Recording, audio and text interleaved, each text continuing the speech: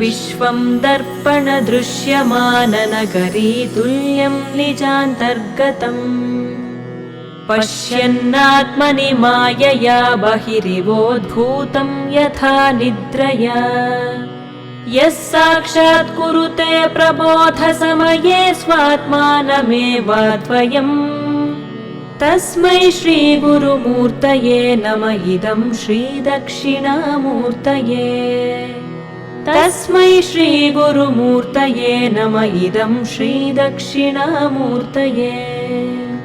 बीजस्यान्तरिवाङ्कुरो जगदिदं प्राङ्निर्विकल्पं पुनः मायाकल्पितदेशकालकलना वैचित्र्यचित्रीकृतम् मायावीव विजृम्भयत्यपि महायोगी वयस्वेच्छया तस्मै श्रीगुरुमूर्तये नमः इदं श्रीदक्षिणामूर्तये तस्मै श्रीगुरुमूर्तये नमः इदं श्रीदक्षिणामूर्तये यस्यैव स्फुरणं सदात्मकमसत्कल्पार्थकं भासते साक्षात् तत्त्वमसीति वेदवचसा यो बोधयत्याश्रितान् यत् साक्षात्करणात् भवेन्न पुनरावृत्तिर्भवाम्भोनिधौ तस्मै श्रीगुरुमूर्तये नमः इदं श्रीदक्षिणामूर्तये तस्मै श्रीगुरुमूर्तये नमः इदं श्रीदक्षिणामूर्तये नानाच्छिद्रघटोदरस्थितमहादीपप्रभाभास्वरम् ज्ञानं यस्य तु चक्षुरादिकरणद्वारा बहिः स्पन्दते जानामीति तमेव भान्तमनुभात्येतत् समस्तं जगत् तस्मै श्रीगुरुमूर्तये नमः इदं श्रीदक्षिणामूर्तये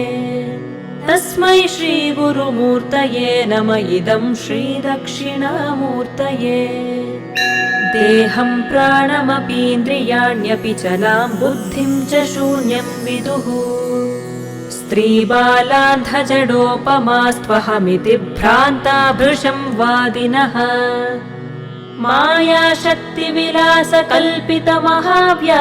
मायाशक्तिविलासकल्पितमहाव्यामोहसंहारिणे तस्मै श्रीगुरुमूर्तये नमः इदं श्रीदक्षिणामूर्तये तस्मै श्रीगुरुमूर्तये नमः इदं श्रीदक्षिणामूर्तये राहुग्रस्तदिवाकरेन्दुसदृशो मायासमाच्छादनात् सन्मात्रः करणोपसंहरणतो यो भूत्सुषुप्तः पुमान् प्रागस्वाप्समिति प्रबोधसमये यः प्रत्यभिज्ञायते तस्मै श्रीगुरुमूर्तये नमः इदं श्रीदक्षिणामूर्तये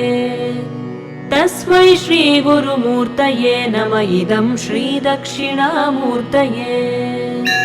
बाल्यादिष्वपि जाग्रदादिषु तथा सर्वास्वस्थास्वपि व्यावृत्तास्वनुवर्तमानमहमित्यन्तः स्फुरन्तं सदा स्वात्मानं प्रकटीकरोति भजतां यो मुद्रया भद्रया तस्मै श्रीगुरुमूर्तये नमः इदं श्रीदक्षिणामूर्तये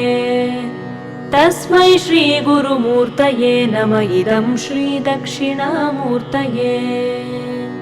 विश्वं पश्यति कार्यकारणतया स्वस्वामि सम्बन्धतः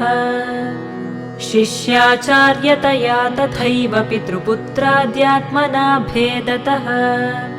स्वप्ने जाग्रति वा य एष पुरुषो माया परिभ्रामितः तस्मै श्रीगुरुमूर्तये नमः इदं श्रीदक्षिणामूर्तये तस्मै श्रीगुरुमूर्तये नमः इदं श्रीदक्षिणामूर्तये भूरम्भांस्यनलो निलोम्बरमहर्नाथो हिमांशुः पुमान् इत्याभाति चराचरात्मकमिदं यस्यैव मूर्त्यष्टकम् नान्यत् किञ्चन विद्यते विमृशतां यस्मात् परस्माद् विभोः तस्मै श्रीगुरुमूर्तये नम इदं श्रीदक्षिणामूर्तये तस्मै श्रीगुरुमूर्तये नम इदं श्रीदक्षिणामूर्तये सर्वात्मत्वमिति स्फुटीकृतमिदं यस्मादमुष्मिन् स्तवे तेनास्य श्रवणात् तदर्थमननात् ध्यानाच्च संकीर्तनात् सर्वात्मत्वमहाविभूतिसहितं स्यादीश्वरत्वं स्वतः सिद्ध्येत् तत्पुनरष्टधा परिणतं चैश्वर्यमव्याहतम्।